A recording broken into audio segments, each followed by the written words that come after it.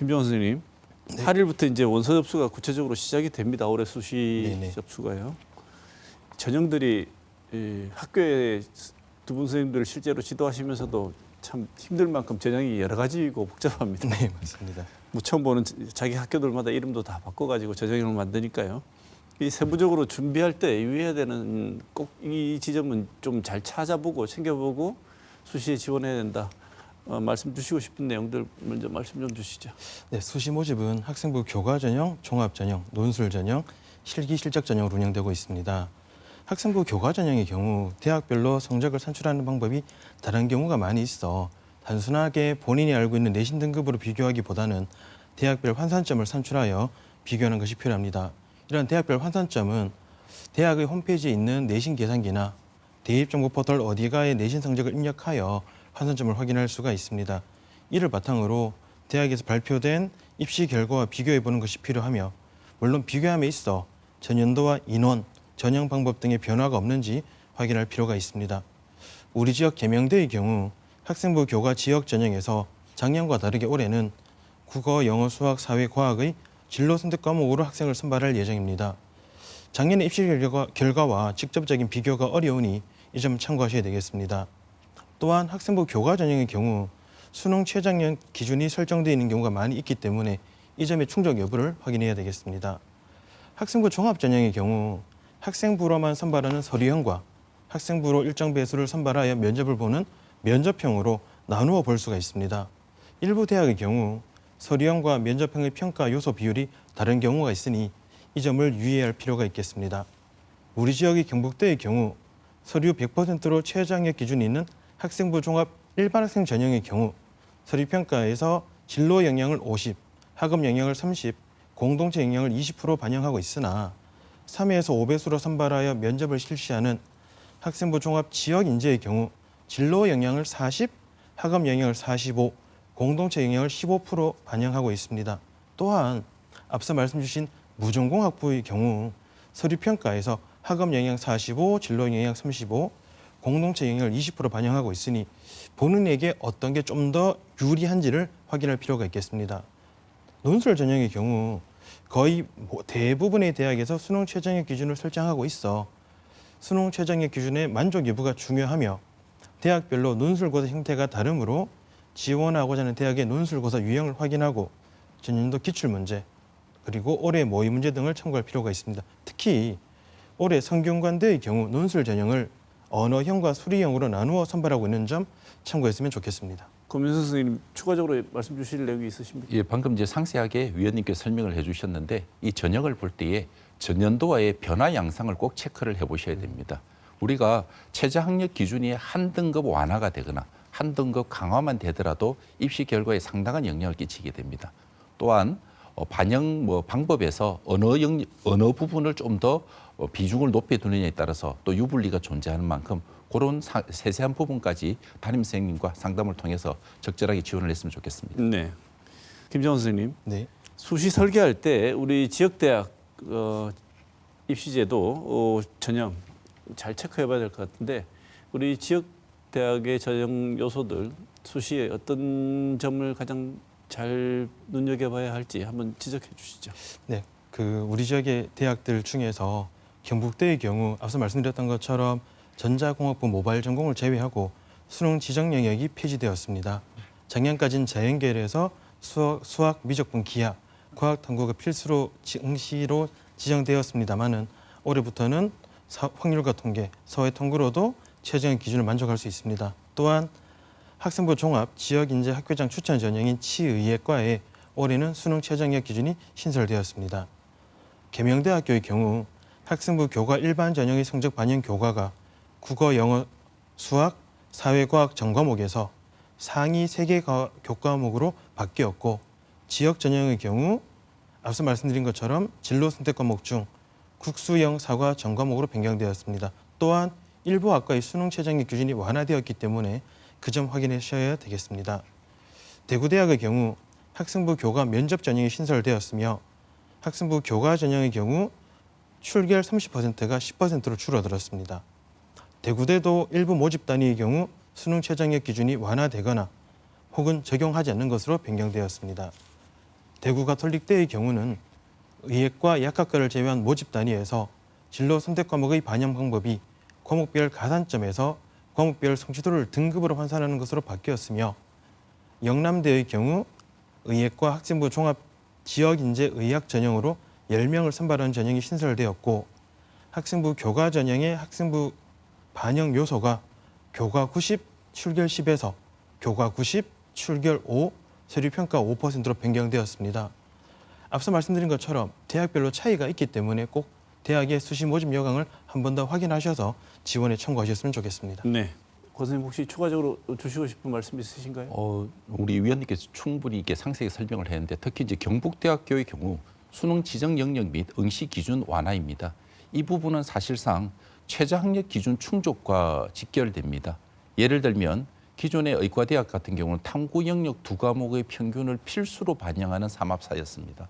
그런데 이 부분에 확률과 통계와 사회탐구 영역이 허용된다는 것은 결과적으로 최저 학력 기준이 충족률이 높아질 것으로 보이고 이러한 충족률의 상승은 입결의 상승으로 이어지기 때문에 단순하게 어떤 전형의 변화에 그칠 것이 아니라 최근 한 3년간의 입시 결과를 통해서 이 변화된 전형이 어떤 입시 결과에 영향을 끼칠 것인가 등을 면밀하게 한번 분석해 볼 필요가 있을 것 같습니다. 네.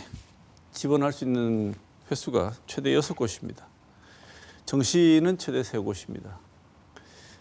그런데 수시 6장 카드를 썼을 때 이 중에 하나에 합격을 하게 되면 정시 석장은 아무 소용이 없습니다. 네, 맞습니다. 네, 그래서 그만큼 사실은 수시 6장의 원서를 작성하는 것이 입시 전체를 관통하는 굉장히 중요한 시작점이 될 수 있기 때문에 수시 6장 카드를 어떻게 사용할 것인가 이것도 굉장히 중요한 입시 전략이라고 봅니다. 김정은 선생님 어떻게 사용하는 것이 좋을까요? 일단 기본적으로 학생부의 내신 성적이 어떤지를 먼저 판단할 필요가 있습니다. 그 내신 성적을 바탕으로 해서 교과 전형으로 지원할지 혹은 종합 전형으로 지원할지 아니면 모의고사가 좀 더 잘 나온다면 정시로 갈지를 고민해 봐야 될 것 같습니다. 여러 전형들에 있어서 각자 기준이 있겠습니다만 보통 상향, 소신, 안장, 하향 등으로 다양하게 6장의 카드를 나누게 되는데 만약 수시 모집에서 마무리하려고 하는 학생이라고 하면 모든 지원에서 불합격할 수 있으므로 하향을 1장 혹은 2장을 지원할 필요가 있겠습니다. 다만 학생부 종합 전형의 경우 지원자의 학생부를 비교해서 판단하기 때문에 학생부 종합 전형에서 하향을 한다는 것은 조금 어려움이 있지 않을까 생각합니다. 그래서 만약 하향을 생각한다면 학생부 교과 전형을 가지고 하향을 해서 전체적인 원서의 포트폴리오를 만드는 것이 필요할 걸로 보여집니다. 네.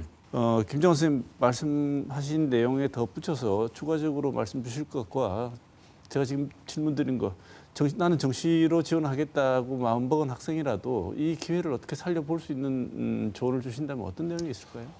상대적으로 정시 성적이 강하다면 우리 방금 위원님 말씀하신 것처럼 안정이나 적정 하향보다는 상향 카드를 쓸 수도 있다고 저는 생각을 합니다.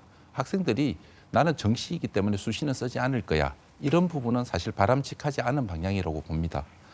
정시가 강하다면 상향 카드를 늘려서 어떤 도전의 가능성을 높이고 정시가 약한 친구들 같은 경우는 사실상 수시가 마지막이기 때문에 이 부분에서 안정이나 적정을 좀 더 넣으면 좋을 것 같고 자신의 강점을 확인을 해야 될 것 같습니다. 소위 교과, 내신 성적이 좋다면 교과 전형으로 비교과가 좀 더 좋다면 학생부 종합 전형으로 그리고 무분별한 논술 지원이 아니라 자신의 논술 전형에 대한 준비가 어떻게 되어 있는지 등을 체크를 해서 지원을 하면 더 좋을 것 같습니다. 네. 수성고 학생들이 논술 전형 6개를 쓰는 경향이 없잖아 있다는 얘기를 들은 것 같은데 그러지는 않았으면 좋겠다는 말씀이시죠? 네, 사실 6논을 쓴다는 것은 우리가 수능이 목요일 날 치고 나면 고주 토일, 그다음에 그 다음 주 토일 이렇게 해서 보통 논술이 이루어지는데 사실상 시험 6개를 접수하고도 다 응시하기가 쉽지는 않습니다. 그리고 논술 전형 같은 경우는 상대적으로 높은 최저학력 기준이 걸려 있기 때문에 자신이 그 부분을 충족할 수 있는지 그리고 논술의 경우에는 대학마다 유형이 굉장히 상이합니다. 그래서 현재 나와 있는 기출 문제 등을 통해서 자신이 어느 정도 접근할 수 있는 부분을 파악한 후에 지원하기를 권합니다. 근데 많은 분들이 또 걱정하는 건 뭐냐면 수능을 잘 칠 것 같은데 수시에서 이른바 합격을 해버려 가지고 수시에서 납치를 당해버렸다. 이게 이른바 말하는 수시 납치입니다. 왜냐하면 수시에 합격하게 되면은 정시에 더 이상 지원을 못하기 때문에 그렇습니다. 피하려고 아예 수시를 대충 뭐 접는다 그러죠. 네네. 수시 납치 안 되려고 대충 하고 정시에 몰입하는 경우가 있다는데 이거 피하기 위해서는 어떻게 연결을 해야 될 것 같습니까? 방금 말씀 주신 것처럼 그럼에도 불구하고 수시가 6장이라는 큰 기회가 있기 때문에 잘 활용을 해야 되는데 지난 6월 모의평가와 지난 수요일에 치른 9월 모의평가를 가지고 정시 지원이 가능한 대학의 범위를 먼저 설정할 필요가 있습니다. 그런 다음 수시에서는 정시 지원과 가능한 대학 혹은 비슷하거나 조금 높은 대학으로 지원하는 것이 필요해 보입니다. 물론 너무 수능을 잘 볼 것이라는 기대감으로 정시 지원 가능한 대학을 설정하는 것은 유의할 필요가 있습니다. 우리가 생각보다 수능을 잘 치는 것이 결코 쉽지만은 않습니다. 그리고 우리 아이들이 처음 치르는 시험이다 보니까 긴장감이라든지 이런 부분들에서 많은 영향을 받을 수 있어 보통은 보수적으로 정시 지원을 설정할 필요가 있습니다. 또한 앞서 말씀 주신 이른바 수시 납치라는 표현처럼 수시에 합격할 경우 정시에 지원이 불가능하기 때문에 수능을 잘 보았을 경우에도 수시 합격하는 것이 아쉽지 않은 대학과 학과인지 억울하지 않은지 그걸 생각을 해서 지원해야 되겠습니다. 무조건 상향 지원을 하는 것이 아니라 정말 내가 수능을 너무 잘 쳐서 정말 수능을 만점을 받더라도 억울하지 않은 내가 정말 만족하는 학과 대학인지를 생각을 해서 지원할 필요가 있지 않을까 생각합니다. 네, 이제는 26학년도 수시 주요 변수 어떤 게 있는지 살펴보고요. 실제로 이 수시 입시에 참고할 점이 뭔지, 그 다음에 이것을 바탕으로 정시는 어떤 전략에 임해야 될지 한번 구체적인 내용을 한번 살펴보겠습니다. 올해 입시의 주요 변수가 방금 돼지띠, 의대, 그 다음에 학폭이 세 개의 키워드라고 합니다. 이제 하나씩 살펴볼 텐데요. 그러니까 역산하면은 지금 고3 친구들이 태어나던 해에 그 전해 연말에 많이 나왔던 얘기죠. 내년은 황금 돼지띠, 황금 돼지의 해다. 네, 맞습니다. 그래서 올해 고3들이 숫자 자체가 많아졌다고 해요.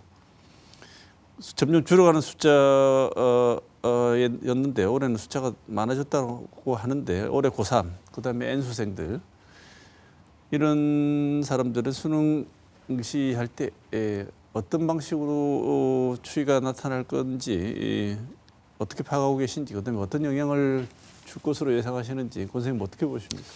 수능 응시자 수가 전체 응시자 수 기준으로 보면 2024학년도부터 최근 3년간 조금 급격히 증가를 하는 양상을 보이게 됩니다. 2024년도가 약 44만 4천 명 정도였고 25학년도가 46만 4천 명으로 약 2만 명 이상 증가했습니다. 그런데 이때의 증가 요인은 N수생의 유입이었습니다. 근데 원래 지금 9월 모의평가에서 51만 5,900명입니다. 근데 이 중에서 재학생이 무려 41만 명입니다. 약 80%를 차지하고 있는데요. 지금 24년도에서 25년도에 증가하는 증가폭과 25년도에서 26년도의 증가 요인은 분명히 다르다고 봐야 됩니다. 특히 9월 모의평가만 놓고 보면 전년도에 비해서 N수생은 오히려 900명이 줄었습니다. 줄었지만 전년 대비 약 2만 7천 명이 지금 증가를 한 상황입니다. 그럼 이 부분을 우리가 조금 더 면밀히 살펴보게 되면 단순하게 N수생의 유입에 의한 증가가 아니라 재학생들이 증가라는 것은 이 학생들의 내신 경쟁률의 심화도 우리가 한번 체크를 해봐야 됩니다. 또한 고3 학생의 집단이 커졌다는 것은 결과적으로 지원의 확대로 이루어지게 되고 경쟁률의 상승도 가져올 것으로 보이게 됩니다. 이 부분이 연결이 되게 되면 실질적으로 내신 경쟁률의 상승이 일어나게 되고 상위권 학생들이 모이는 의학학 계열이나 인기 대학의 최상위 대학의 인기 학과들의 입결은 상승할 수밖에 없을 것으로 예상이 됩니다. 네, 수시에 주로 몰입하는 게 현역 고3들이기 때문에 수시 경쟁이 더 치열해졌다는 느낌이 드는데요. 김정은 선생님, 실제로 보시기에 황금 돼지띠에 태어난 이 많은 증가한 수험생들의 숫자가 영향을 미친다고 보십니까? 네, 황금 돼지띠로 거의 한 3만 명 이상 인원이 늘어났다라는 것은 학교마다 그 인원이 다 퍼져 있다고 보면 내신을 조금 더 받을 수 있는 학생이 늘어난 거고 결국 그 학생들이 지원하다 보면 입학 결과도 올라갈 수밖에 없는 그런 연쇄 현상이 일어날 걸로 보여집니다. 작년에는 아까 부장님 말씀 주셨던 것처럼 N수생의 증가가 큰 영향을 주었다면 올해는 기본적인 재학생 수의 증가가 전반적인 입시 성적의 상승 효과 그리고 경쟁률의 상승까지도 견인하지 않을까라는 생각이 있습니다. 또 하나 짚어볼 부분이 의대 모집 정원이 인원이 다시 원래대로 복귀한 측면인데요. 정부가 2026년도 모집 인원 증원하기 전인 3,058명으로 되돌렸습니다. 작년에 수능 응시생들이 어떻게 보면 많이 늘어났던 게 말씀 주셨습니다만 의대에 대한 어떤 강렬한 충동이 있지 않았습니까? 네. 선생님 이번에 보시기에는 의대 정원이 원상복귀된 게 어떤 영향을 줄 거라고 보십니까? 의대 정원의 원상복귀는 상위권 학생들이 수시에서 더욱더 치열한 경쟁을 해야 함을 의미할 수 있습니다. 곧 그것은 합격선이 다시 재작년으로 올라가지 않을까 조심스럽게 예측을 할 수 있고요. 정시에서도 그 숫자가 줄어들었기 때문에 N수생과 재수생 중심의 경쟁 구도가 심화될 것입니다. 나아가 이는 의학계열뿐만 아니라 자연계열 최상위 대학의 전반적인 지형 변화까지 이끌어낼 수 있습니다.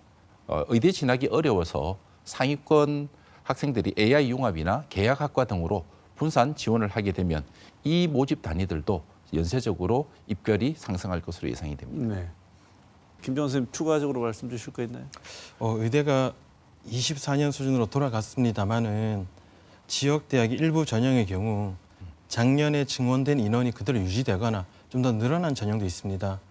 보통 일반 전형의 경우에는 인원이 좀 줄어들었고 우리 지역학생들이 지원할 수 있는 지역 인재 전형이 좀 더 늘어난 부분이 있습니다. 예를 들어서 경북대는 논술 전형에서 1명 늘어난 8명을 선발하고 작년에 신설된 정시 지역 인재의 경우 7명 늘어난 13명을 선발을 합니다. 계명대는 종합 일반 전형의 경우 작년보다 3명 늘어난 8명을 선발하고 종합 지역 전형의 경우 작년과 동일하게 20명을 선발합니다. 영남대는 종합 지역 인재 의학 전형을 신설하여 10명을 추가로 선발하고 있습니다. 앞서 말씀드린 것처럼 줄어든 전형도 있고 유지되거나 늘어난 전형도 있기 때문에 단순하게 작년, 재작년의 성적이 아니라 인원의 변화 그리고 그 모습들의 경향성을 통해서 작년, 재작년의 결과를 같이 참고해야 되지 않을까 생각합니다. 네. 끝으로 살펴볼 내용은 올해 입시부터 대입에서 학교 폭력, 가해 이력이 전형에 의무적으로 반영이 되게 되었습니다. 어떤 방식으로 반영이 되는지 선생님 설명을 좀 해주시죠. 학교 폭력 그 이력 조치 결과의 반영 방식은 크게 지원 자격 제한 또는 정량적인 감점, 정성적 평가를 위한 조정, 그다음에 수능 반영 방식에서의 일정 비율 감점 등으로 이루어지는데 조금 더 쉽게 제가 연세대학교의 전형을 가지고 예를 한번 들어보겠습니다. 연세대학교 학생부 교과 추천형의 경우에는 이 이력이 남아있으면 지원 자체가 제한이 됩니다. 두 번째, 활동 우수형이나 국제형, 기회균형 등 학생부 종합 전형에서는 정성평가를 통한 조정이 이루어지게 되고요. 논술평가에서는 특이하게 학교폭력 유형별 감점이 이루어집니다. 예를 들면 1호를 받으면 5점 감점, 2호를 받으면 10점 감점 이런 식으로 이루어지게 되고 특기자 체육인재의 경우에는 앞서 말씀드린 학생부 교과 추천형과 마찬가지로 지원 자체가 제한이 됩니다. 이처럼 학교폭력 가해 이력에 대한 반영 방식도 굉장히 다양하게 나타나기 때문에 혹 이러한 부분이 남아있다면 각별한 주의가 필요합니다. 네. 자, 논술 전형 한번 살펴보겠습니다. 논술 전형이나 학종에서 면접 실시하는 학교, 아까 두 분께서 이것은 좀 촘촘히 학교별로 좀 파악하고 준비를 해야 된다. 왜냐하면 수능 공부도 해야 되고요. 논술 치는 사람은 논술 준비도 또 학교별로 다 다르니까 두 학교, 세 학교만 관심이 있어도 종류가 다른 논술 준비를 따로 해야 된단 말입니다. 네, 맞습니다. 이런 여러 가지가 섞여 있는 전형 상황에서 어떤 준비를 했으면 좋겠다고 생각하시는지 권 선생님 먼저 말씀 주실까요? 저는 가장 기본적인 원칙은 수능 최우선에 논술과 면접은 조금 보완적으로 접근하기를 권유를 드립니다. 구체적으로 말씀드리면 수능 성적이 최저 충족 여부라든지 정시 가능성을 결정하기에 모든 전형이 기본이 됨을 말씀을 드립니다. 그 논술과 면접의 같은 경우는 가성비 전략으로 좀 짧은 기간 집중 훈련으로 실력을 향상시키기를 권합니다.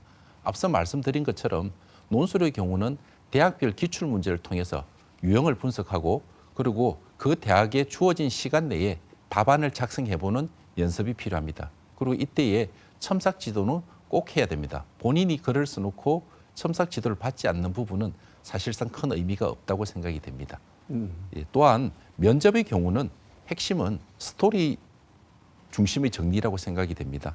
본인의 세특과 어떤 동아리, 그다음에 진로 활동을 3-4개의 키워드를 중심으로 정리를 해서 왜 이 활동을 했는가, 그리고 나는 이 활동을 통해서 무엇을 배웠는가, 그리고 이것을 나의 진로와 어떻게 연결되었는가 등의 구조로 답변을 정리하면 효율적인 면접 준비가 될 것 같습니다. 네.